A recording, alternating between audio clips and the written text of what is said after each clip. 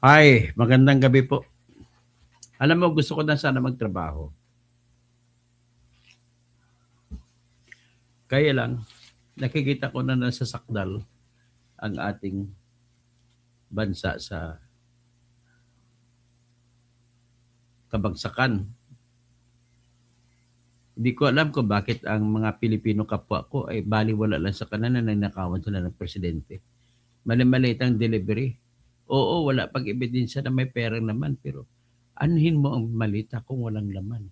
Bakit mo pa i-deliver kung walang laman? Ang dami-dami malita. Kaya nagtataka na lang ako. Grabe din ang depensa nila. Ito, prangkahan lang tayo.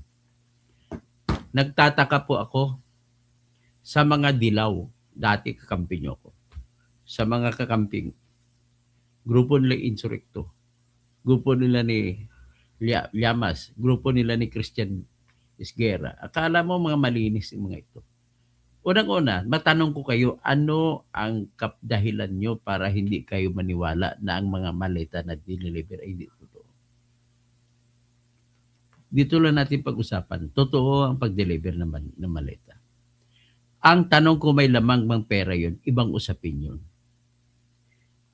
Mapapatunayan natin na laman ng pera nun ay pinaka-the best na pruweba po ay lalabas si Mark Teksay, tauhan ni Saldico, at saka isa pang tauhan ni Saldico na si John Paul Estrada na taga La Union. Tapos, may isa pa sila si Lasaga, ito Brian Lasaga. Itong mga tauhan ni Saldico ay may personal na alam na pera ang laman nun. Lalo na si Saldico, personal niya rin na alam. Kasi siyempre siya nagpahatid. At may tinatawag kasi, kaibigan kong JJ, may tinatawag na na sa pagpapatunay ng isang bagay, merong direktang pagpapatunay na ang gamit mo po ay direktang ebidensya. Kung mabuksan ang maleta at may pera, yan ang direktang ebidensya. Ngayon po, may sitwasyon, kung minsan, wala ka talagang ebidensya na direkta. Pero dyan papasok ngayon po ang tinatawag naming circumstantial evidence. Ibig sabihin circumstantial evidence, nagkakataon ng mga ebidensya. So ang tanong, bakit nagkakataon? Example lang. Sa isang bahay, nakunan si Pedro, lumabas ng bahay. Tapos nung lumabas siya, ay may CCTV ang bahay. So siya lang nakita na lumabas sa bahay. Tapos may namatay. At establisado kasi ang kanilang, halimbawa, hindi nakita ng CCTV pero narinig yung CCTV kasi may mga CCTV ngayon nagre-record na ng tunog. Marinig mong putok. Tapos lumabas ang isang tao. At walang ibang tao.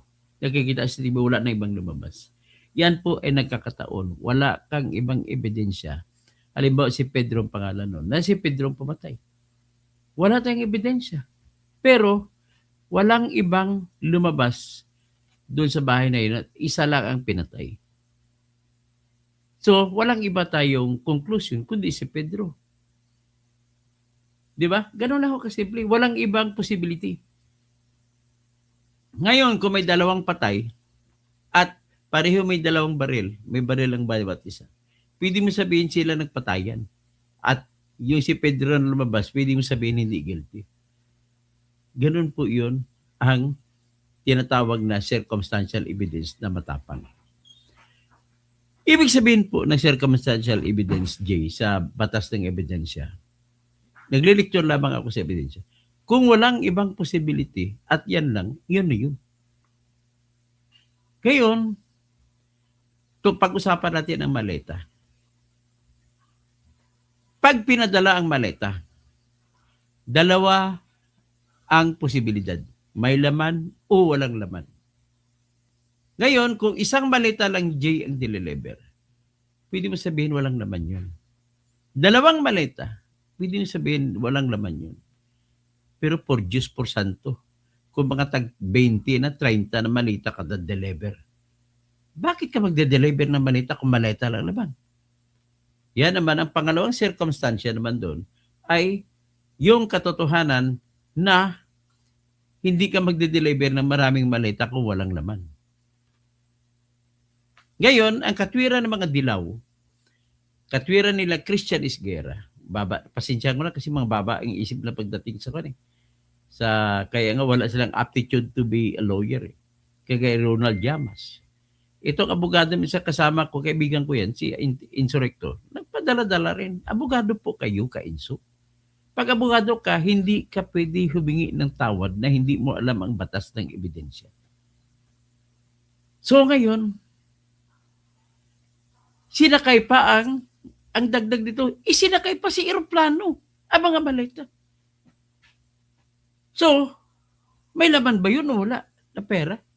At sinakay pa si helicopter. At ang pinakadulo-dulo nito,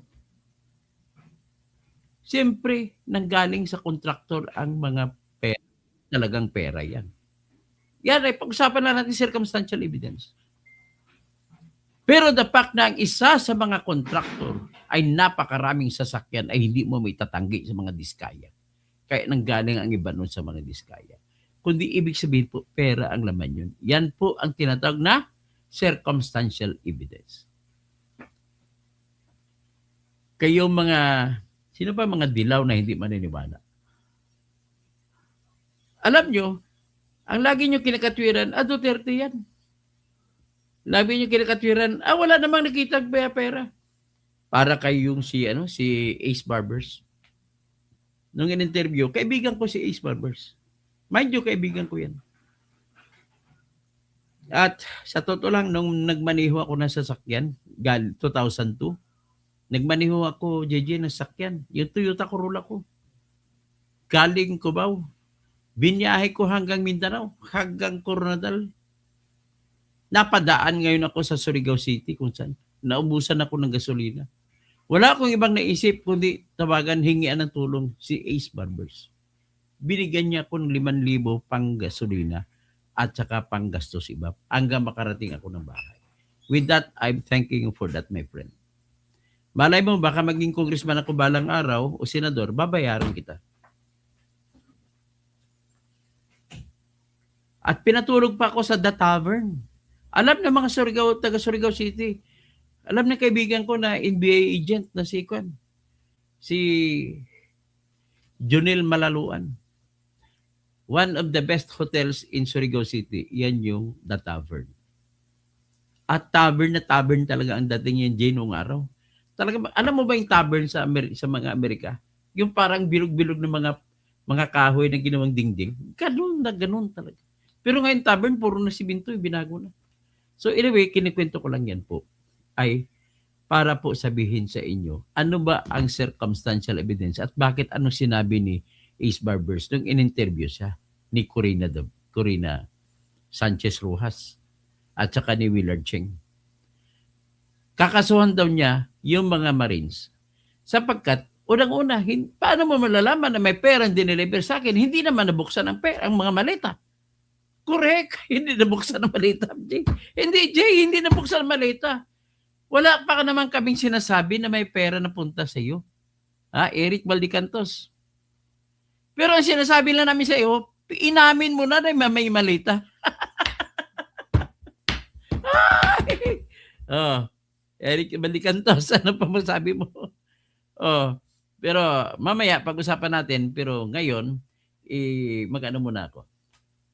Magpasakalye muna ako ang aking kanta na national anthem sa aking channel. Ganon po yung circumstantial evidence. Now you know what is circumstantial evidence. Mamaya lahat gamitin natin circumstantial evidence.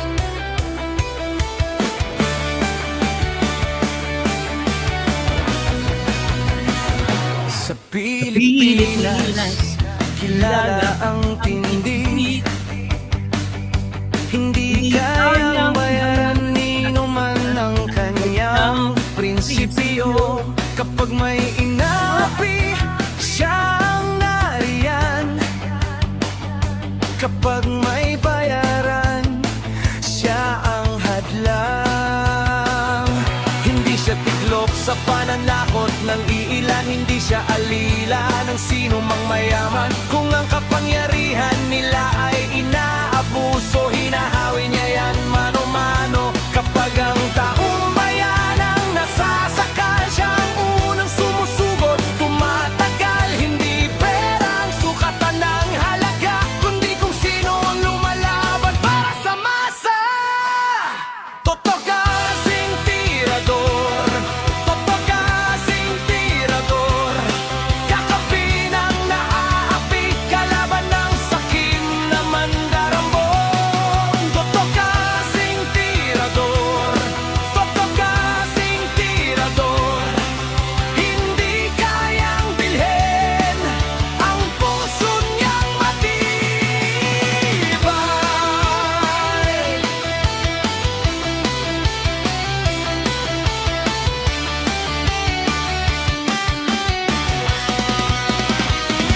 Mga magnanakaw sa pondo ng bayan, nanginginig kapag siya ang nandyan. Bawat piso, bawat sentimo, kailangang sagutin sa mata ng tao. Magandang gabi. Lori, Alanis, Kausin. Para sa mandarambong walang Happy gabi. Amin mo sa pinagsalim. sumisip kapag Kapwa ko ay Miss Yuan. siya ang pinag-uusapan, siya ang bantay sa gitna ng laban. Kung may nilulunod ang kasinungalingan, siya ang boses na hindi tatahimik. Sa bawat galaw ng mapagsamantala, may salubong na paninindigan niya. Totoo kasing tirador, totoo kasing tirador, kakampi ng naaapi, kalaban ng sakim na buwaya. Totoo kasing tirador, totoo kasing tirador, hindi kayang bilhin ang puso niyang matibay. Hindi lahat ng malakas ay tama, hindi lahat ng tahimik ay duwag. Kapag ang bayan ang pinagkakaitan, siya ang unang humaharap. Totoo kasing tirador, totoo kasing tirador, kakampi ng naaapi, kalaban ng sakit na buwaya. Totoo kasing tirador, totoo kasing tirador, sa taong bayan nagkatayo, hanggang dulo ang paninindigan.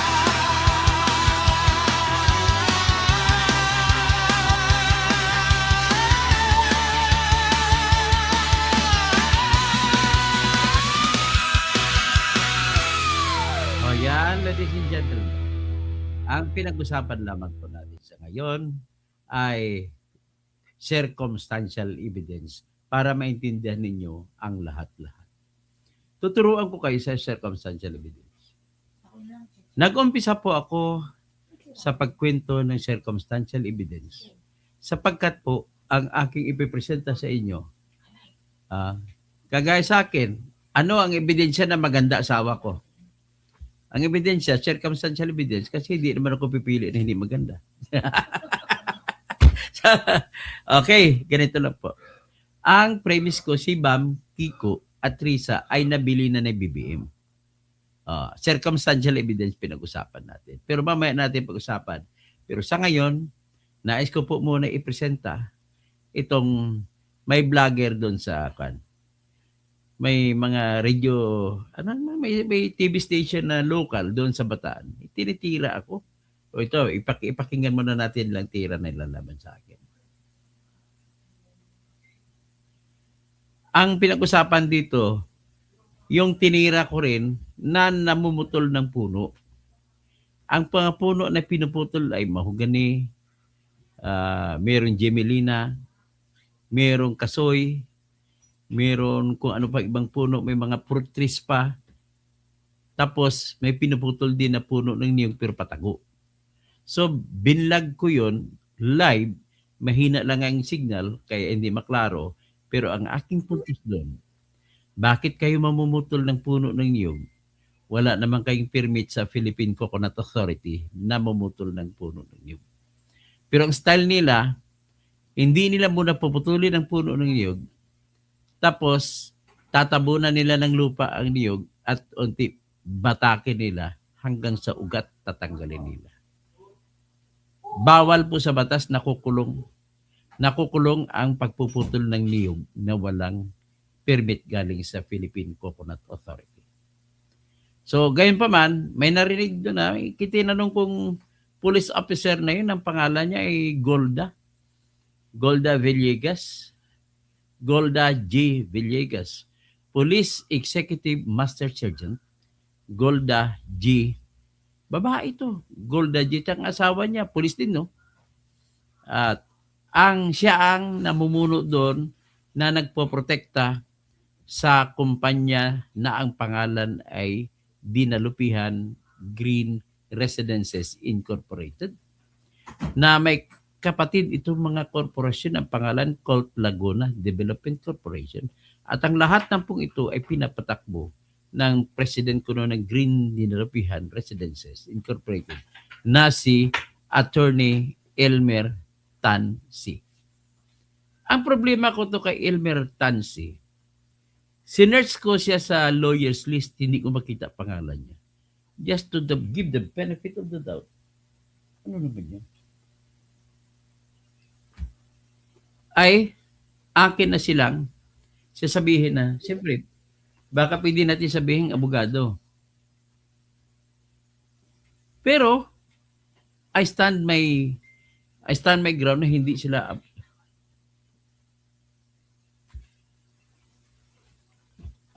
So, ang ginagawa niya, nagpapakana siya ng abogado siya at presidente siya ng mga korporasyon dyan.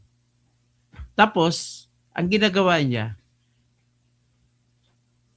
lumapit siya, nagbitbit siya ng mga titulo.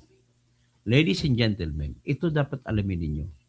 Marami nagpapanggap na may titulo.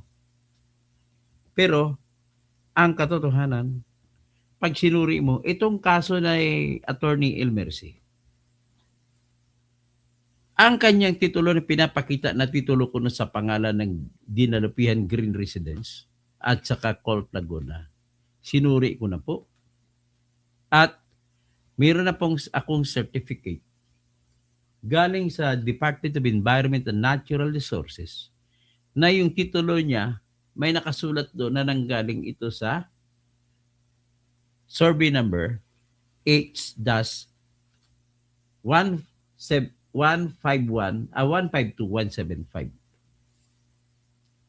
Ibig sabihin po ng survey na yun, kung alam mo kung ikaw ay geodetic engineer, isang survey lang, isang lote. Hindi kagaya ng ibang survey na cadastral survey. Maramihang lote, pwede sabihin 1,000 lots in one town. Ginagawa kasi cadastral survey para isang bayan buong buo. Pero yung H na nagsimula na survey na H, ibig sabihin po, ang tawag dyan, sinusurvey para sa homestead patent. Ang homestead patent sa ngayon po ay maximum of 12 hectares lamang. Dati, yung mga homesteaders doon sa Mindanao ay mga 24 hectares. Yun ang alok noon sa panahon ni Magsaysay. Maraming mga taga-Luzon, taga-Visayas na pumunta sa Mindanao na sila na ngayon ay mga Mindanaoan, mga puro Duterte. Binigyan sila ng 24 hectares kapalit ng kanilang pagpayag na lilipat sa Mindanao. Isa dyan mga pamilya na pinanggalingan ko. Pero ang masakit, Jay, na katotohanan, wala ka na makitang isang homesteaders ngayon na sila pa rin ang may-ari ng lupa. Hindi, benta na lahat. Ibig sabihin, hindi maganda pagpatakbo ng programa kung nawawala ang lupa ng mga original na tao na tumanggap ng lupa. Sangla dito, sangla doon, hindi naman makakabayan. Baka naman dami lang yan. Hindi dami. Marami na talaga sa amin binigyan. Kaya lang nawala sa mga sangla-sangla. So, Ito naman sa Bataan, ang nangyari sa dinalupihan, wala silang, ang titulo nila po, in short, ay fake news. Walang pinanggalingan. Ang ginamit nila kuno nang galing kuno sa survey number 8-152175. Pero nakakuha po ako ng certificate sa DENR na wala pong nag-apply ng lupa sa survey number, sa lote na dinescribe ng survey number 152-175. Ito, ipakita ko sa inyo. So ito isang bagay na ituturo ko sa inyo para malaman nyo kung totoo ang titulo na pinipresenta sa inyo hindi. Kumuha kayo ng certificate. Una, doon sa Land Management Bureau. At doon nyo makukuha kung tingnan ninyo ang titulo, mayroong nakalagay kung anong survey ang numero ginagamit. At makakuha ka sa DNR ng certificate kung yan ay totoo o hindi. So ito pinapakita ko sa inyo. Ito po yung certificate o pruweba o resibo kung tawagin ng iba. Na ito, ipabasa ko sa ipakita ko sa inyo yung original. Sinasabi, this is to certify that as per records filed in this office, Community Environment and Natural Resources, lots number 777, 7781, 7783, 7779, 7778, 7775, 7778, 7782, and lots identified as H-Plan, H171, 907, and H-152-175, situated in Dinalupihan, Bataan, have never been applied for. There has been no public land application. Ibig po sabihin, wala pa di isa man lang na tao na nag-apply na magkakuha ng patent. Kasi pag nakakuha ka ng patent, ang kasunod nun ay bibigyan ka ng titulo. Ang unang titulo mula sa patent po, ang tawag dyan ay Original Certificate of Title. At nakalagay po ito sa certification na, ito po, nakalagay certification na June 20, 2022.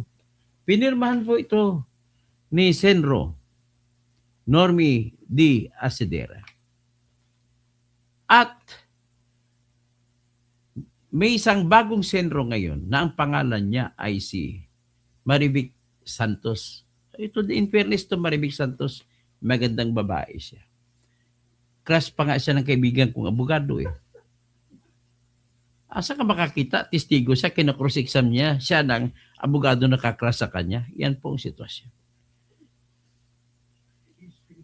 At nung kinakross-exam itong Marivic Santos, siya po yung kasalukuyan na Senro or Community Environment and Natural Resources Officer.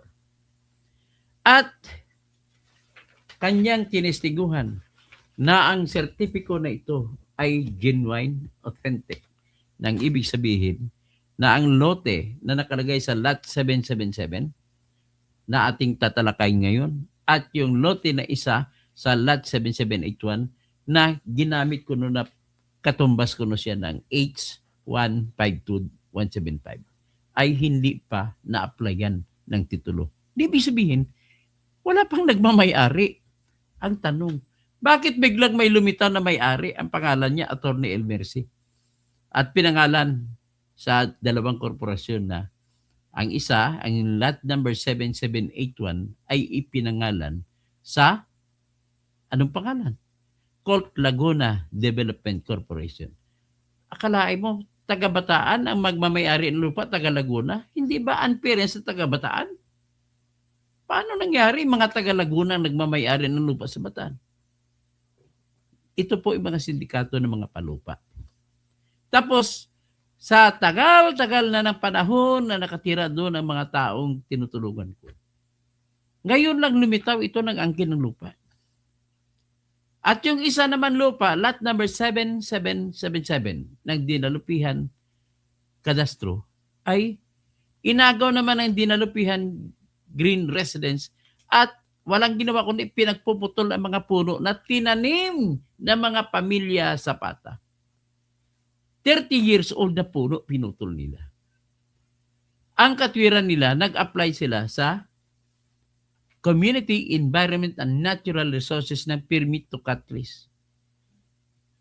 Ito na ngayon, dito na ngayon, ay magandang gabi, Maria Fem Duterte, kaibigan ko. Ito na ngayon. Ano sabi niya, may meeting siya. Senator Marcolita McDimenser will be arrested for plunder this week. Ganun ba? Try. They will try if they want to. Mas lalo nagagala ang Pilipino sa inyo. So ito na ngayon, ang certification na ito, tinistiguhan ito ni Marivic Santos na siyang kasalukuyan senro. Pero bakit? Nagbigay siya ng permit to cut trees. Siya mismo pumirma. At ang nag-apply ay ginamit ang titulo ng Dinalapihan Green Residences na ang laman ay yung certificate ng ang number na H plan na siya na mismo nag-certify, sila nag-certify na wala pa nag-apply, tapos bakit mo inaprubahan yung taong lumapit na may hawak na titulo na ang titulo nila ay nagmula daw kuno sa plan na H1 na certify ng opisina nyo na hindi pa nagkaroon ng titulo kailanman. That is kung malaki-laki ito, mga lupa ito pa, plunder ito, Miss Marivic Santos. Plunder po ito. So, yan po ang nangyari sa inyo. So, pagkatapos hindi pa kayo nakikita, na ipapakita ko sa inyo yung pagpamutol nila ng puno.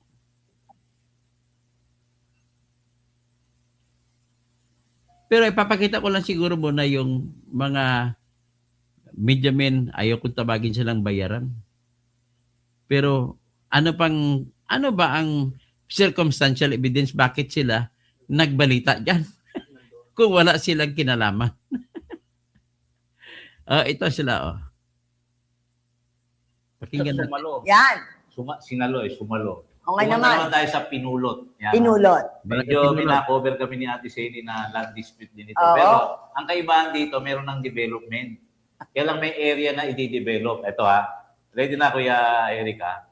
Yung tree cutting sa Pinulot Housing Project ay nauwi sa tensyon dyan sa Dinlupihan. Grabe. Naging tensyonado, yan panoorin mo yung video, naging tensyonado ang isinagawang tree cutting activity sa isang government housing project sa barangay Pinulot, Dinalupihan, Bataan.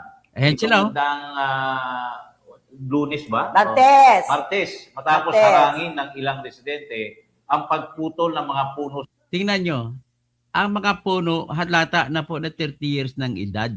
Sa laki na kasi ng katawan ng puno. Ang tanong, kung ngayon lang kayo lumitaw, ano ang pruweba nyo na kayo ang nagtanim niyan? Yan ang unang tanong. At kung hindi kayo ang nagtanim niyan, ibig po sabihin, robbery ang ginawa nyo. Kinuha pa nyo puno at ibinenta pa ninyo. Tinanim yan ng mga pamilya Zapata. 30 years ago pa yan, mga puno na yan. Magiging malaki ba kasing ganun ang laki kung hindi yan tinanim ng ganun? Yan, mga mahogany, mayroong, ano pa isang puno? May gemelina, mayroon pang puno na mga kasoy, kung ano na pa ibang puno. Ang laki na may mangga pa. So, ladies and gentlemen, nais ko kayong bigyan ng edukasyon. Kapag nagpaputol po ng puno, depende sa kung anong puno, kung saan ka kukuha ng permit para putulin ang puno. Kung ang puno ay niyog ang putulin, punta ka sa PhilCOA, Philippine Coconut Authority, doon ka humingi ng permit. Ipakita mo ang iyong karapatan na ikaw ang nagtanim. Pakita mo, pruweba mo dyan. At kung puno na prutas, punta ka sa Department of Agriculture, doon ka humingi ng permit. Ang ibibigay naman sa inyong Department of Environment and Natural Resources ay permit para sa puno ng mga panggubat na tinanim. At kung magpaputol kayo, may katumbas yan na obligasyon na magtanim ng bagong puno. At patunayan na yung puno ang tinanim ninyo ay kapalit doon sa puno na puputulin nyo. Yan po ang nangyari dyan. Kaya, ang ating pag-usapan sa ngayon kung paano ito nangyari na nagkakaroon pa ng tinatawag na pagpuputol ng puno. Pati pakinggan na patuloy natin pagputol nito. Sa lugar. Makikita sa insidente ang ilang Ayan, no? insidente. Yan, Si Eliza, hinarangan niya yung nagpuputol. ilang insidente na humarang sa mga manggagawang gumagamit ng chainsaw para putulin nga yung mga puno habang ang iba ay niyakap. Paano mo puputulin Ayan, yung puno? Dahil may Ayan, Yan, si yan, Eliza, yung niyakap babae, yung yung puno. nagtatakbo. niyayakap pa ang malalaking Yan, puno yan. upang pigilan ang pagpapatuloy ng operasyon. Ayon sa permit na nagkaroon din kami ng Oo, may kopya. kopya kami ng permit. Ayon sa permit na Legal yan, legal yung permit. na inilabas Okay, excuse me. Nagbabalita kayo, hindi kayo nagre-research. Legal ba yan? Hindi po legal. Sinabi ko na kanina. Illegal ang pag-issue ni Marivic Santos ng permit sapagkat hindi niya inalam o alamin mo muna kung sino nagtanim. Ang nagtanim ang siyang may-ari, hindi ang may-ari ng lupa kahit may-ari pa siya ng lupa. Pangalawa, opisina mo mismo Marivic Santos ang nag-certify na ang lupang yan ay hindi pa na-applyan ng kahit sino. At ang nakatira dyan na mahigit 30 years, iyan ang tatanim dyan. Na hindi rin sila nag-apply ng titulo, pero nandyan na sila more than 30 years. At by reason of prescription, under the prescriptive period under the law, na noon ay 30 years para magiging iyo ang lupa. Na ibig sabihin, inari mo siya kahit wala kang titulo, ikaw mismo nakatira dyan. Ay parang ikaw na rin ang may-ari. Kulang na lang ang titulo. Nitong huli, ang batas na 30 years ay binabaan sa Public Land Act ng 20 years na lang. Pinakahuling amendment sa Public Land Act ay ginawa na lang 20 years. At maliban dyan, kung ang lupa na applyan mo ay pabahay, urban residence, 10 years lang ang kailanganin mo at napailalim yan sa Republic Act 10023, which is what we call as Residential Free Patent Act. Pinapakita ko lamang ito para maipakita ko yung kawalan ng kagalingan o kahinaan ng Marcos administration na hindi matitigil yung mga biro mo, illegal logging na ito mangyari. At mind you, let it be known, next week, magsasampa na po ng kasong robbery laban ito sa mga taong ito.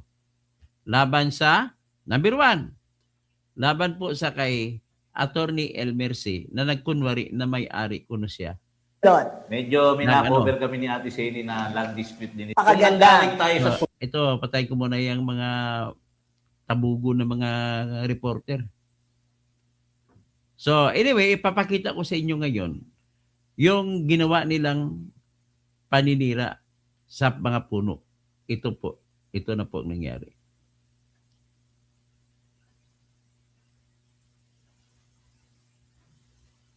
Kalain mo, malalaking puno na. Hay. O yan, makikita nyo, di ba? Daling ko kayo sa mga puno na naputol. Yan o, ganun ginagawa na. Litrato lang pakita ko sa inyo.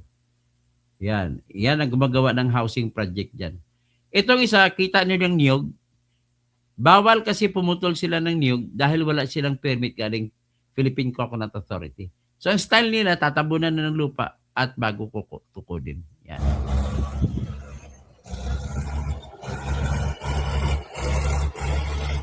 Tatabunan na lang niyog.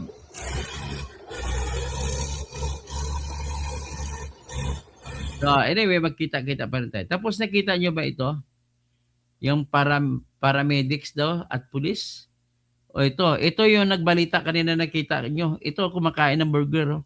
Ang tataba pa. Nagtatago sa puro. Yan ang mga reporter kanina nakikita nyo. Ibig sabihin kakutsaba sila ng illegal logger at saka land grabber. Hindi ko pwede tawagin na illegal land grabber kasi land grabbing illegal na yun eh. Okay? So ngayon, ito diretsuhin natin. Ayun sila.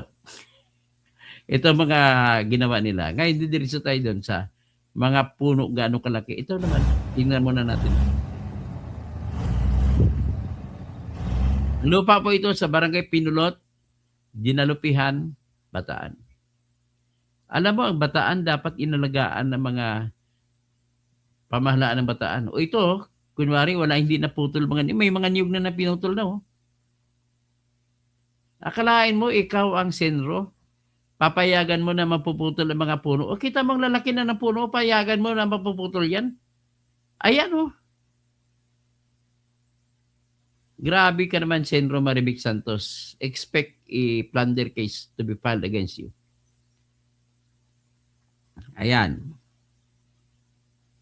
Kasi unang-una, parang binigyan mo na rin siya ng titulo na ikaw na mismo, opisina mismo ang nag-certify na walang lupa. Wala pang na-apply na mga tao sa lupang yan.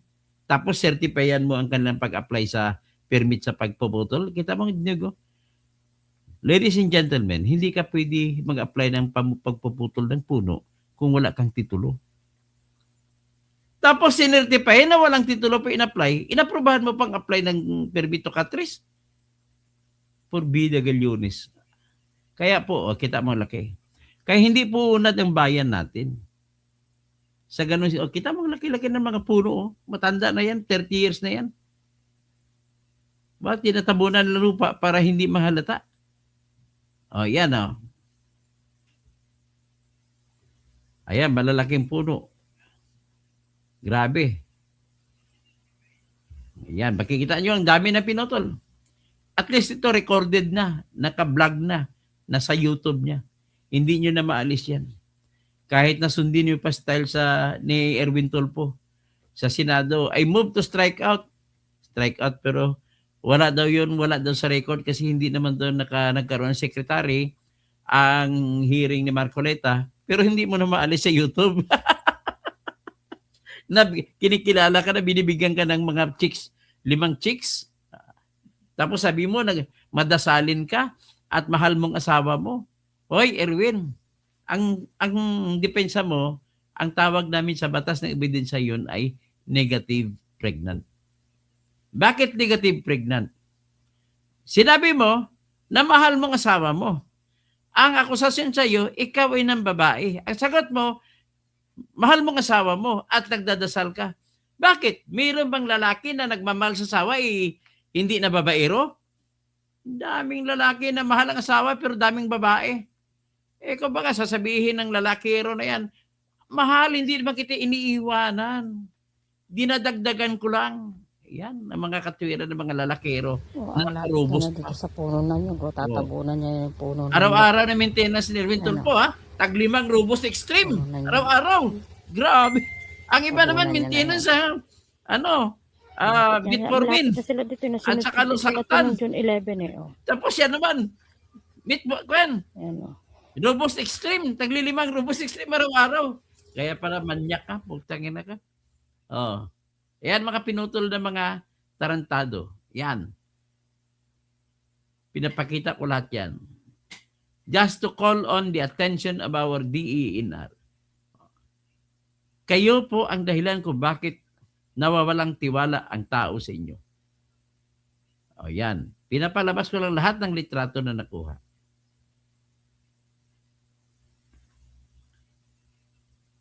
Ayan, ang dami yan.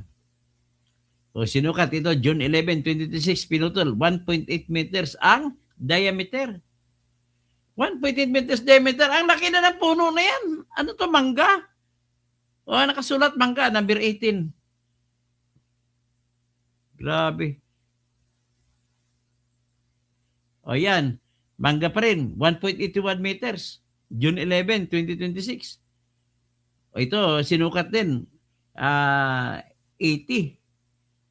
80 ang diametro ng puno na pinutol. Ito naman, June 8 pinutol, 1.25 meters. Grabe.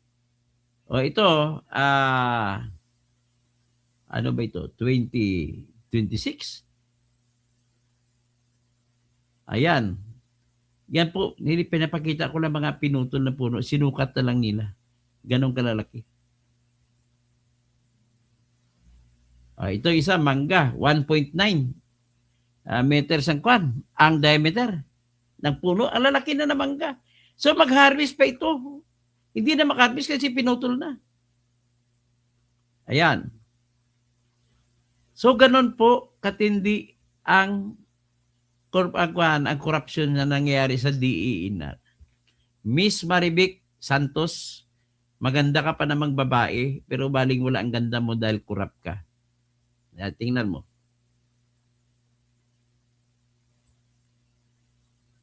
Ayan.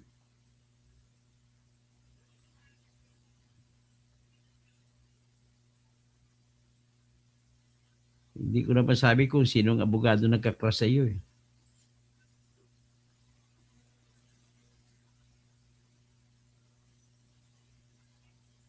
Yan. Dami, di ba?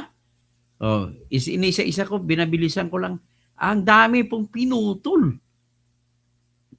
May kita 300 puno na pinutol nila eh. Kasi masisipag po itong pamilya Zapata. Ang dami ng tinanim, mga 1,000 ng tanim ang pinagtatanim nila. Yan pong pangkabuhayan nila. Pangkabuhayan showcase nila ay yung magkakain ng buko. Sarap mabuko doon, pero wala ka nang kukuning buko, pinutol na. Ayan. So, ladies and gentlemen, pag magtatawag lang ako sa opisina ng DENR, walang mangyari dito. Kaya, ang mangyari po nito, kakaso na lang din kami. Yan ang nangyari. So, ini-employ ko lang po yung tinatawag na prinsipyo na kung hindi tayo gagalaw, sino? Yan. Wala na tayong asahan sa gobyerno na bangag. Wala.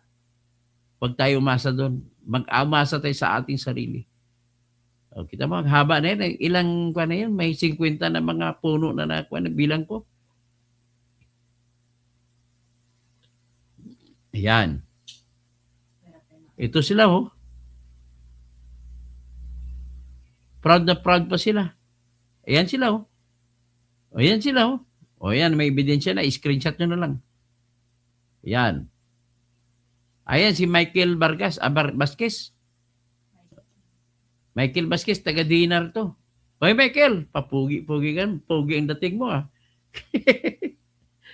Yan. Mga pinutol nyo. Hindi nyo pwede sabihin sa akin na kahapon ng tinanim yan. Nang ibig sabihin po, circumstantial evidence pa rin, bakit ang tagal-tagal tatanda ng mga puno? May iba pa bang tao tatanim yan? Pwede mo ba sabihin na ang nagpaputol ng puno, siya may-ari niyan? So, ibig sabihin po, dahil hindi siya may-ari, magkakaso kami ng robbery sa kanya.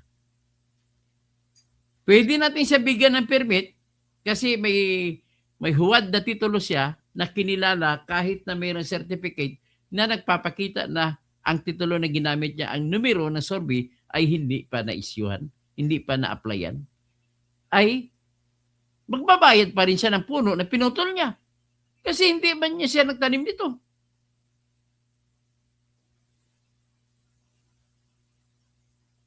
Ito yung police, si Golda. PAMS, Police Executive Master Sergeant Golda Villegas. Itong Villegas na VE, hindi VI. Tapos middle name, G. Ano bang middle name mo? Galang? Yan ang mga, sino naman ito? Hindi ko kan. Anyway, saka natin pag-usapan niya. Pinakita ko lang po sa inyo yung ginagawa na pambababoy sa puno dyan sa Dinalupihan, Bataan. Circumstantial evidence, kung kayo may-ari ng puno, bakit ngayon lang kayo lumitaw at lalaki na ng puno na pinaputol nyo? At wala kayong prubiba na kayo nagtanim niyan. Anyway, this will now give us a hurried solution na gagawin namin magsampa na kagad ng kaso para ideklara na null and void ang inyong titulo. So, the only solution here in this kind of problem, ladies and gentlemen, kapag claim ninyo may lupa na kayo. Halimbawa, ang lupa ay wala pang titulo at nakatira na kayo doon mga 20 years, kayo na po may-ari niyan, kulang na lang titulo. So in this case, so kayo na may-ari at baka may ibang tao papasok at mangagaw, anong solusyon mo? Magsampa po kayo ng tinatawag na quieting of title. Ibig sabihin ng quieting of title, iko-quiet, patahimikin ang kalaban yung titulo. Ganun ang gagawin ninyo. Kaya ganito ang gagawin namin. Ang problema lang sa quieting title, ang laki ng filing fee na babayaran, depende sa halaga ng lupa. So ngayon, kung wala kayong pera, may chance pa ba kayo na makapagsampa ng kaso? Ang sagot ko, meron. Medyo medyo andap lang mga judge dyan, pero walang magagawa rin ng judge kasi karapatan nyo rin na magsampa ng kaso kahit walang pera. Anong gagawin ninyo? Nahanda nyo na yung reklamo ninyo, hindi pa nyo maisasampa sa korte dahil wala kayong pera.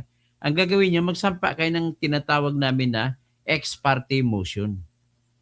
Na himingi kayo sa korte kung saan ka magsasampa ng pagpayag na ideklara na kayo ay indigent na litigant. Indigent na base sa certification ng barangay kapitan nyo, DSWD study, at saka certification na wala kayong lupa. At isa pa certification na kung ano ang sweldo ninyo. At kung ang sweldo ninyo ng pamilya ay mas mababa sa times 2 ng minimum wage, ay pwede kayo mabigyan ng karapatan na magsampa ng kaso na 1,000 lamang ang bayad. 1,000 piso. Kaya yan ang aking sinasabi sa inyo. So ngayon, bago tayo magpatuloy sa ating topic, ayan, problema pagkaaway mong DSWD at kapitan, nako, wala ka ng patutunguhan. Baka mapatay mo ng kapitan at DSWD. Hindi ako nag-invoke na papataya. Ibig sabihin, masaklap ang sitwasyon na gano'n. Pero bago tayong patuloy, pakinggan nyo muna ang kanta ni, para kay Sarah. Sara, Sara, wala nang iba. Sara, Sara lang pag-asa. Sara, Sara, siya lang makapakulong. Mga kontraktor ubusin niya. Si BBM Sandro ikulong niya. Si Tamba Zaldi ikulong niya. Tapang at malasakit ibalik para bayan ay manahimik. Durugin ang sindikato sa korte, sa DPUA, sa DS Void, sa PhilHealth. Maraming salamat. Okay, ang pag-usapan natin sa ngayon ay ano kaya ang mangyayari sa June 18? Kasi June 18, pre-trial na. Ang dapat na mangyari kung walang problema, ang lahat ng senador na nakapanumpa na magiging senators, judges, ay dapat nandoon sila lahat. Ilan ba sila? 24. Supposedly kung walang kaso si Jinggoy, saka hindi nagtatago si Bato, supposedly dapat 24 sila na mga senadores nandoon. Ang problema, wala si Jinggoy nasa kulungan. Wala rin si Bato nasa taguan. So, ano mangyari? 22 ang matitira. Sa 22 na yan, 12 ay grupo ni Sherwin Gatchalian. Ang 10 ay grupo ni Alan Peter Cayetano. Pero, ako tanungin mo, at yan din ang sasagot ng batas, sino ang lehitimo na Senate President? Pero bakit ko natanong yan? Kasi po, importante malaman kung sino ang Senate President. Sapagkat, ayon sa Konstitusyon, kung sino ang Senate President ay siya ang magpipreside. Siya mag-aakto na, siya mag-aakto na presiding judge. At ang ibang kasama niya, mga senators, judges. Ngayon, ang tanong, pinipilit at laging sinasabi ni Alan Peter Cayetano sa kanya mga vlogger na kasi siya eh. Sabi niya, tinitira sa JJ na vlogger. Anong klase niyang Senate President? Vlogger? Sabi, ang sagot naman, alam mo sagot ni Cayetano? Win? Ang sagot niya simple lang. Okay, kung kumikita naman ako dyan, hindi ko na kailangan kumita sa maleta. Kayo sa maleta, kayo kumikita, ako sa vlogging. Biro lang yan, pero may katotohanan na bahay. So, okay. Ayaw bumigay ni Alan Peter Cayetano na hindi siya ang Senate President. So kung ayaw niya bumitaw, ano mangyari? Siyempre, nakita naman natin, ang tigas naman ng ulo ito si Win Gatchalian. Ayaw ko mang lait, pero the truth of the matter is, this is about patriotism. Kaya kung patriotism, si Win Gatchalian, ang nanay niya Chinese ang dugo, tatay niya Chinese ang dugo. Pwede ba yun? Hindi naman siya Pilipino na sa dugo. Di dapat Pilipinis tayo kasi Filipino nation tayo. Pero sabi naman ni Gatchalian, Chinese ang nanay ko, tatay ko, pero sa dugo lang yun. Pero sa aking papel at ang minahal ko na ay Pilipinas. Diba? Okay, pagbigyan natin. Pero sa ibang banda, parang alanganin din si Alan Peter Cayetano mag-claim, hey, kami lang dapat Pilipino. Bakit? Kasi ang nanay ni Alan Peter Cayetano, Amerikana. Ibig sabihin, parehas lang may problema. Pero sa totoo, honestly speaking, sa gitna ni Win Gatchalian at saka ni Alan Peter Cayetano, mas pinipili ko si Peter Cayetano. Ano ang rason? Number one po na rason, ang trabaho bilang presiding judge ay abogado ang kailangan. Alam ang proseso ng korte. Alam ang mga prinsipyo ng batas. Kung magdebate-debate, tatanggapin bang ebidensya o hindi? Ang abogado lang ang nakakaalam. Yung mga, wala nang without offense meant to non-lawyers. Hindi po kayo kasi nag-aral kung ano ang ebidensya na pwede tanggapin at doon ang ebidensya na hindi pwedeng tanggapin. That is indispensable for the Senate Impeachment Court to be presided over by a lawyer. Yan ang number one na gusto ko dapat si Alan Peter Cayetano ang mag-preside. Number two, sa gitna nilang dalawa, kung sa dugo ang pag-usapan, kalahati ng dugo ni Peter Cayetano ay Pilipino. Kasi Pilipino tatay niya, si Rene Cayetano, si kumpanyero Rene Cayetano. Si Win Gatchalian naman, ang tatay niya plastic. Ay, plastic. Plastic businessman. So, plastic na Pilipino kasi Chinese ng dugo sila. Pero Pilipino pa rin sila. Pero kung dugo pag-usapan, mas Pilipino si Cayetano kaysa kay Win. Diba?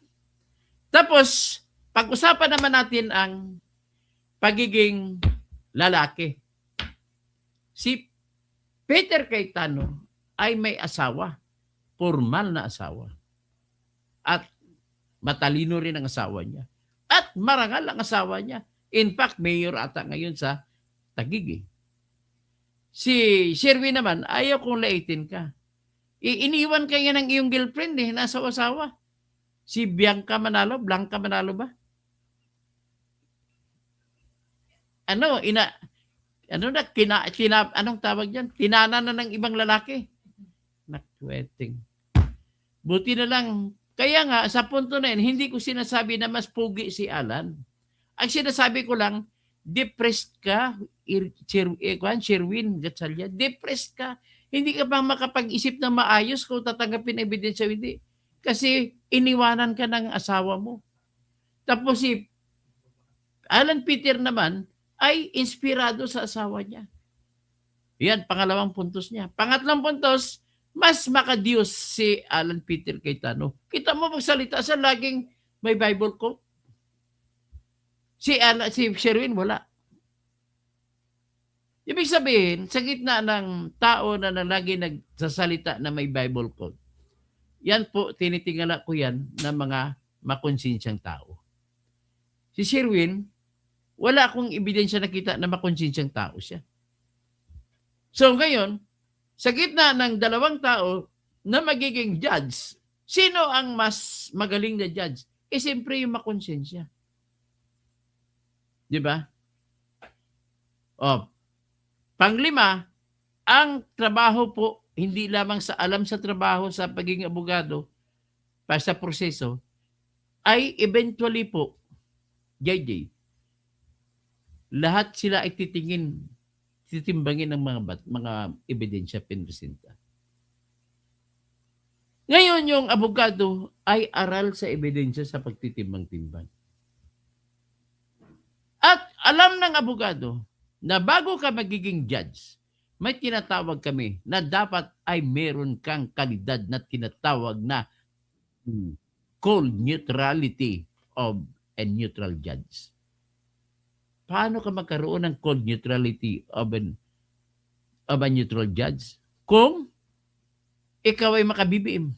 Yan naman ang issue laban kay Sherwin. Mga kasama mo, puro bibiim. Nang agaw lang kayo ng pisto, kulang-kulang ang power. Ibig sabihin po, kayo po ay on the side of badness. You can claim leadership only if you were elected by at least 13 senators.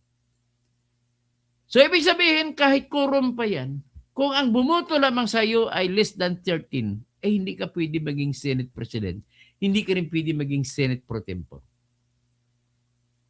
So, that makes you an intruder. That makes you a valid subject for a petition for quo warranto. Ano ibig sabihin quo warranto? By what authority? Ang problema lang itong quo warranto ay tanging ang pwede magsampa niyan ay yung epektadong partido. Kaming mga botante, sana payagan ng Supreme Court na kahit walang standing. Ako gusto ko magsampa ng kaso eh. Yung kay teacher eh, binasura. So bakit binasura? Ladies and gentlemen, binasura yun sa totoong dahilan. Sapagkat, bakit siya walang standing? Ang pinag-usapan po, kapangyarihan kung sino may karapatan na uupo. So, ang pwedeng kumontra lang yan, may karapatan din na mag-contest na siyang uupo. So, hindi pwede yung taxpayer suit. Kasi regardless kung sinong upo, JJ, wala ring gastos na magagamit mula sa kaban ng bayan kung sino ang magiging presidente sa Senate. Kaya yan pong dahilan kung bakit walang personalidad si Teacher Tamoy. Pero teacher, ganun man ang bababa man ang pagtingin nila sa iyo. Rest assured na mataas ang tingin ko sa mga teachers. Si nanay ko teacher. Pero at least you teach them a lesson. Ang nangyari po kasi, sabi ng kaibigan ko, kung walang teacher, walang abogado. Walang teacher, wala ring doktor. Kung teacher, wala ring tinatawag na seaman. Kung walang teacher, wala ring piloto. Di ba? Kaya hanga ko sa Teacher Tamoy. Ang nanay ko, namatay lang yun. Retired. Ang tawag sa kanya, retired public school teacher. Pero kahit retired, may salitang teacher pa rin. But, the art of teaching does not end even if you retire from your office as a teacher. Anong number 1 na lesson na tinuro mo sa buong bayan, Teacher Tamoy? Pinakita mo sa kanila na kahit hindi ka abogado, tumayo ka. Kasi ikaw ay naniwala sa prinsipyo na kung hindi ako, sino? Kung hindi tayo, sino? Kung hindi ngayon, kailan pa? Yan ang mga dinig ng mga makatwiran, ng mga sabihin natin, aktivista. Dapat tayong lahat ay magiging aktivista. Pero at least you teach them a lesson. But the problem is, sa totoo lang po, kung may merito ang petition ni Teacher Tamoy, tatanggapin din yun ng Supreme Court. Bakit? Kailangan ipakita niya na emergency ito. At walang ibang gustong tumayo.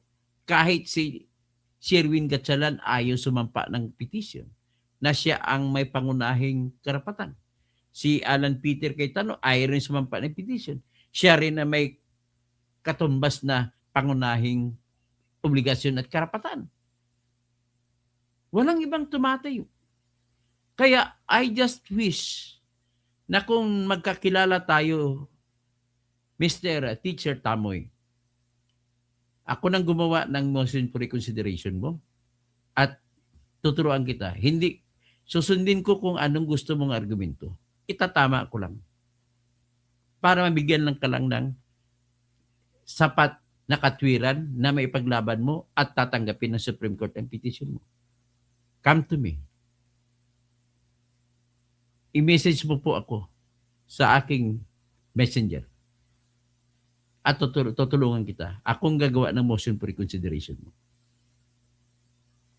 Tatapatin kita, makakayitano ako. Pero wala akong pakialam kung Sherwin Gatchalian ka na at iyon ang magiging laman ng iyong petition. Tutulungan kita. So ngayon, kailangan natin yan kasi para naman kung hindi magkaayusan itong dalawang grupo, at least nakabantay na yung petition mo. Ang pinaka-problema ko lang po, ito yung topic natin. Sinasabi ko po na si Bam Aquino, si Kiko at Risa Hontiveros ay nabili na ito ni BBM. Ano ang aking ebidensya? Isasagot ko, circumstantial evidence. Kaya nga ako nagkwento kanina ng circumstantial evidence. Kagaya ng circumstantial evidence na binabanggit ko nito sa official ng DENR na nagbigay ng permit. Akalain mo magbigay ka ng permit para pagputol ng puno at ang ginamit na justification ay titulo. Na ang titulo ay nagsasabi na iyon ay nanggaling sa Plan H152175. Na ikaw rin mismo, Marivic Santos, ang nag-certify na yung plano na yan, survey plan na yan, ay hindi pa na-applyan ni Numan para magiging patente at maging titulo. Hindi lamang sa Senado ang tarantado, nandun din sa DENR. Kaya bantayan mo. Kung senator ka lamang, binanata na kita ng husto. Kaya lang, pasensya, pasalamat ka, hindi ka senator, Miss Marivic. Alam mo, Romel Bingson, magandang babae ito. Nakita ko ng picture nito eh. Hanga ako sa pagiging maganda niya eh.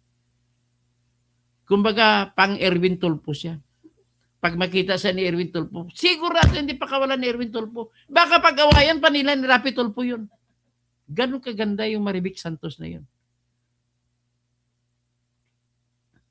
So ngayon, babalik tayo kung bakit ko nasabi na si Bam, si Risa at Kiko ay nabili na. Akalain mo naman. Ito po, nung hindi pa nagka-eleksyon, ito po ay anti-BBM ito. Bira nagbira. Ha? Anti-BBM yan. Muna nagkampanya si Sara at si BBM magkasama. Kampanya ng laban kay BBM. Tawagin, magnanakaw dito, magnanakaw doon. Ganun lahat. Tapos, ang mga DDS naman, tutulong kay BBM. BBM, Italiano Gold. Pero ano na ngayon? Ano ang kaibahan ng grupo ni Risa, Kiko at Bam kumpara sa mga DDS? Dati, mga DDS, todo suporta kay Jingkay, no? Kay BBM. Pero nung nabisto ang mga malita-malita, galit na kay BBM. Ito naman ang mga makadilaw, mga pink, dati galit na galit kay BBM. Pero nagkaroon ng malita, dikit na kay BBM. Oh, di ba? Christian Isguera, di ba? Di ba? Ano, tama ako. Si Insurrecto. Bad. Ha? Di ba tama ako? Si Ronald Llabas. Ang dami ni lahat ito mga Sila ni Antonio Carpio. Dami-dami nila. Anti-BBM dati yan. Pero nung nagkaroon ng maleta, wala na. Tikim ang bibig. So, yan pong aking katwiran. Ngayon, sinasabi ko lang, as ending ng aking episode sa ngayon, magkakaroon po ng pre-trial. Ang ibig sabihin pre-trial, magkikita-kita yung mga abogado ni Sara at saka abogado ng kabila na umaakusa sa kanya. Mag-uusap sila sa harap ng mga judges. Ngayon, harap pala mga judges. Ang tanong, matutuloy ba? Pagpasok na yung June 18 na yun, papasok si grupo ni Alan Peter Quezon, heck, I am still the Senate President. I will preside. Ganun niya. Siyempre, gagawin niya yan. Kung ako man si Alan, ganun gagawin ko. Si Sherwin Gatchalian, no, ako po ang dapat. Kasi hinalal ako as Senate Pro Tempore. Acting ako at diniklara na nabakante upuan mo. Ganun po mangyari. Head to head. Ano kaya sa tingin mo mangyari? Na-imagine ko, Jane, aagawin ngayon, kukunin ngayon ni Gatchalian yung martilyo, pamukpok, takbo niya palabas. Tapos si Alan Peter Quezon, kunin kita yung mace, yung may simbolo ng Senate, gano'n tinatanggal, tanggalin niya naman.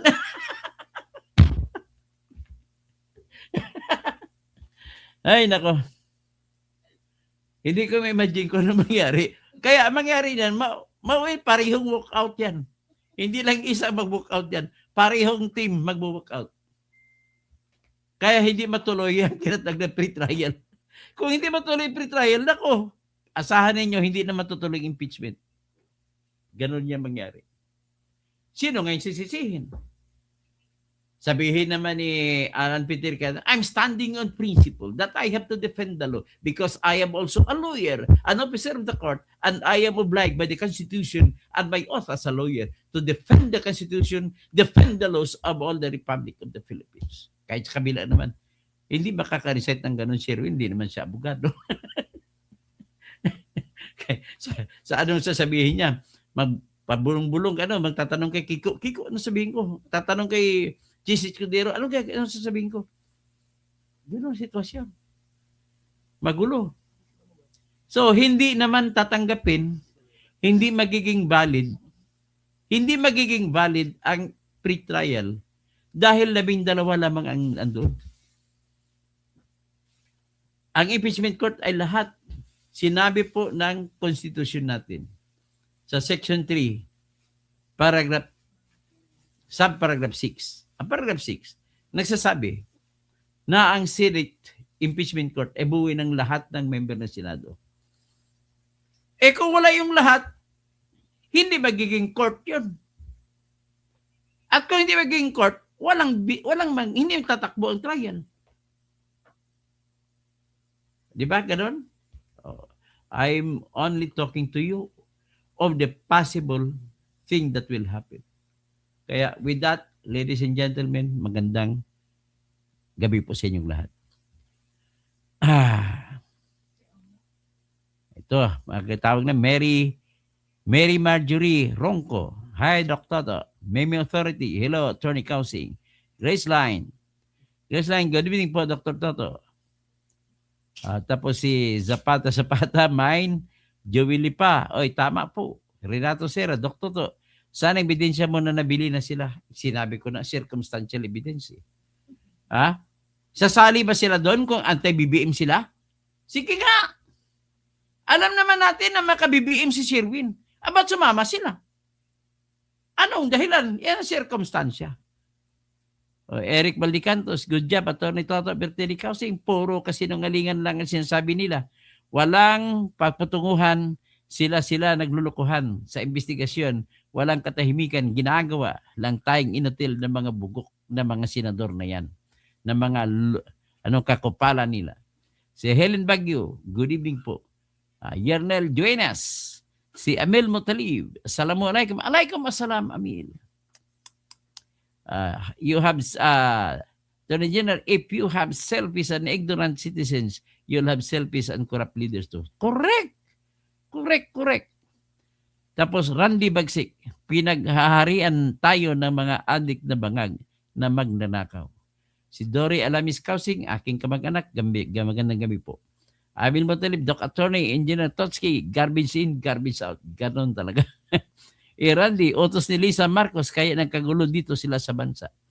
Amin Motalib, same teacher pala tayo. Sa piloto, si Sir Abby Alonto. Sabi si Ina Alonto, teacher natin. Si Lax Gadya, good evening po. At iyo, my brother. Randy Bagsik, natatakot ang Malacanang at mga malitagang at ilang pare na pagtitistigo ng 18 ex-Marines. So, Randy Bagsik, pag magpa-hair follicle test, hindi ako pwede dyan, wala akong hair. Sa kayo pamilya Marcos, Batin, Romualdez, Tambaloslos, Nabuhaya at mga kong buhaya at mga secretary, sige nga, pa-hair follicle test nga kayo kung hindi kayo mga adik. Randy Bagsik, ang mga makabayan black, panggulo lang sa bansang Pilipinas, lalo na si Trillanes at De Lima, si Clear Castro at Hontiveros at Tribulla. Fernie Pinto Sr., ang kaibigan kong walang junior. Senior na walang junior. Kasi babae lahat ng anak nito eh. Noelle Clemente, tumigil ka dyan, Kausing, bubunik. Galit na galit sa akin. Ronnie Candel, sa mga bayarang OFWs, may batas ng Saudi sa Pinas. May katas na Saudi pala sa Pinas. May katas din ng Maleta. Alin mas magaling? Katas ng Saudi o katas ng Maleta? Gracie Brook, Paul De Leon, galing gumawa ng kwento. Ay, kwento ba yun? Hindi kwento yun. Ito katotohanan yun. Maria Pema Duterte, Senator Marcolita at Sikh Mike Defensor will be arrested for plunder this week. Ganun ba? Hindi mangyari yan. Mr. Romualdez Tambi, Paul De Leon, siraulo ka ba? Eladio Junior Socorro, Doc Toto, pakibati nanay Nida at tatay ko, Eladio Socorro, sir. Oh, bati naman kay nanay Nida. Tatay mo si Eladio, senior. Pakibati ako sa inyo, magandang gabi po sa inyong lahat. Listen lang tayo lagi. Sa Eladio Socorro, Tamsak, na Prince Junard Quezora, lahat ng nabili, buang mga didilis. Wag mo naman ako didilis tawagin, pero hindi pa ako nabibili. Ako po yung namimili, hindi nabibili. Baxpo TV, Atty. Toto, yung malakas na lindol sa Sarangani, sinyalis na yan ng kalikasan na against may maghukay dyan sa Tampakan kasi na-dismiss na sa korte yung petition, yung pagbawal ng mina.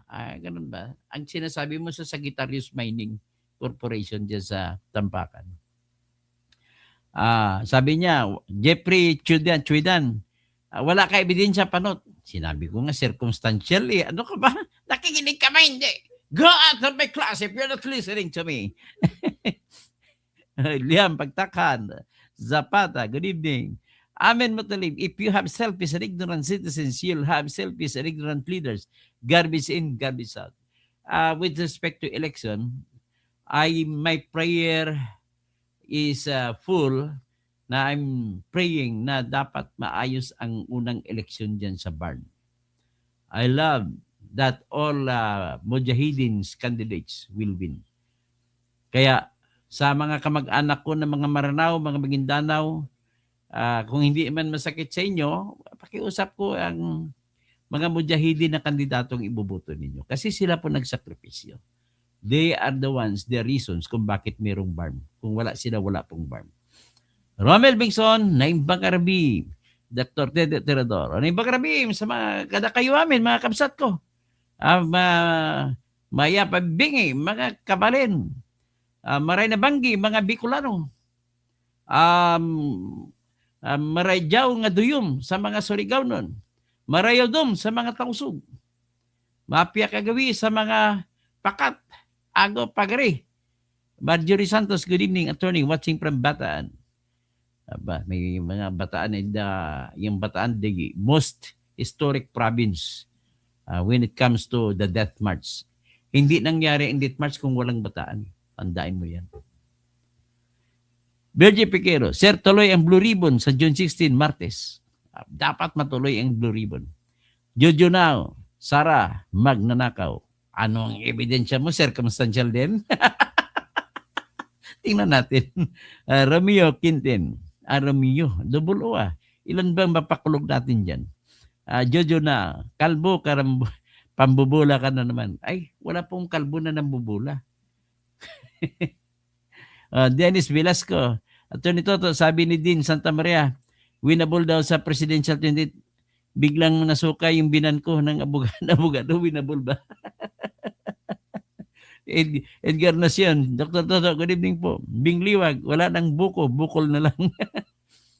Sian Jai Chua, shout out, host. Duterte supporters here from Filipino-Chinese community. We are all Duterte pa rin.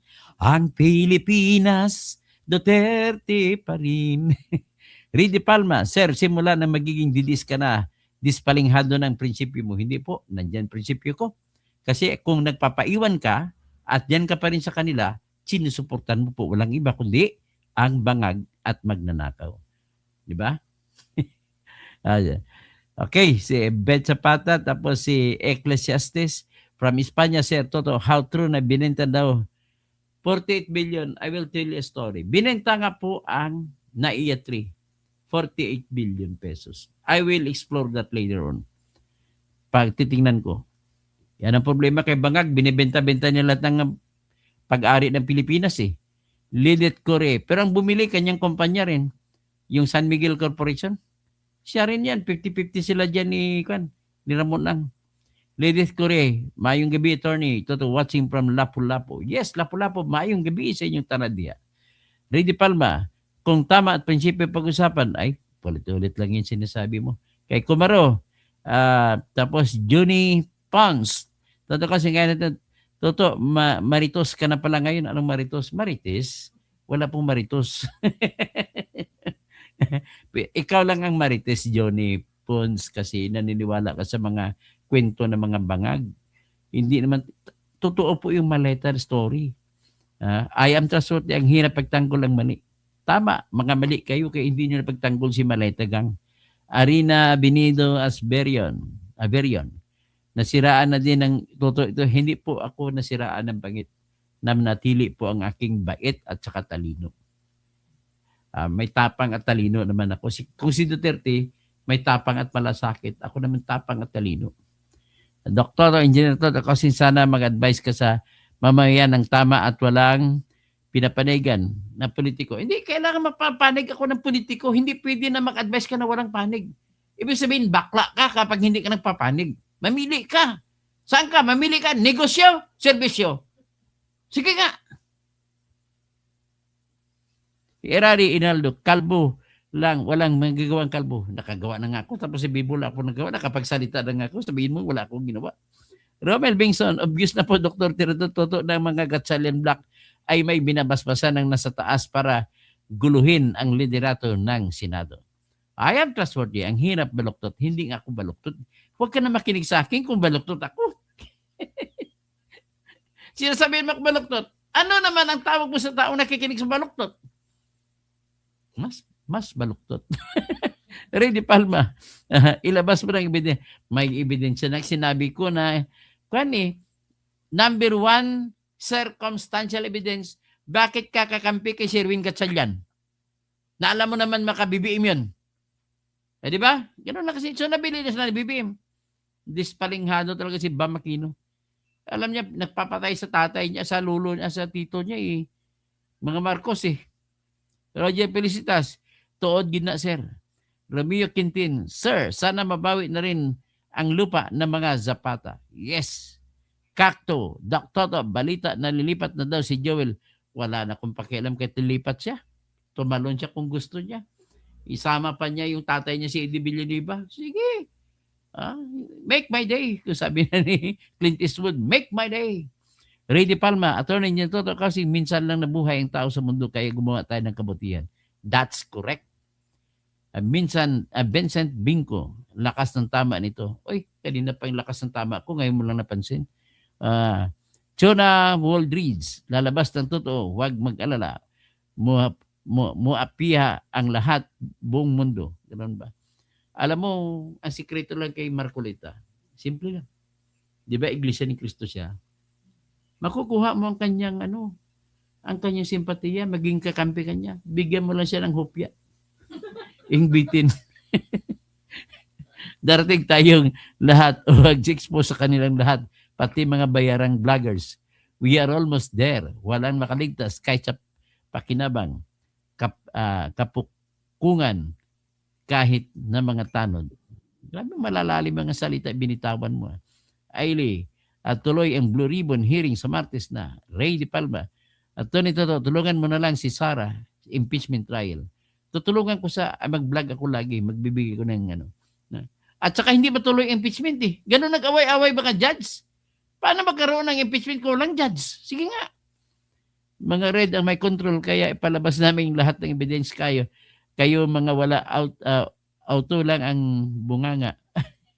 Dennis Velasco, pag bibaliktad si Joel, alis na daw yung relatives ko na GIL. Lipat daw sila sa INC. Mas maganda pa sa totoo, Iglesia ni Cristo.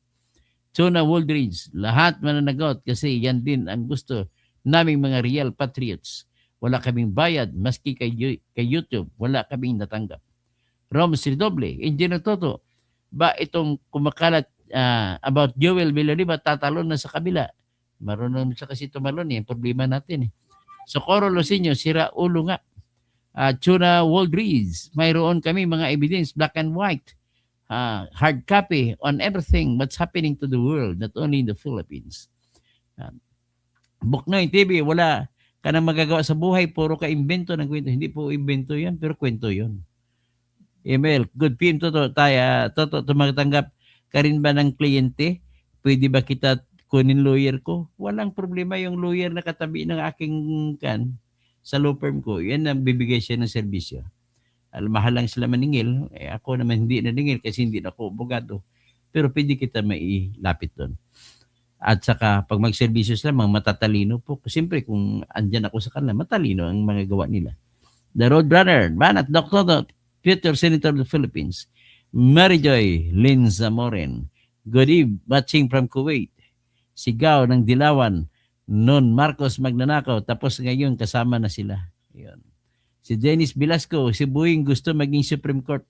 Guys, papalit daw siya na Supreme Court Chief Justice.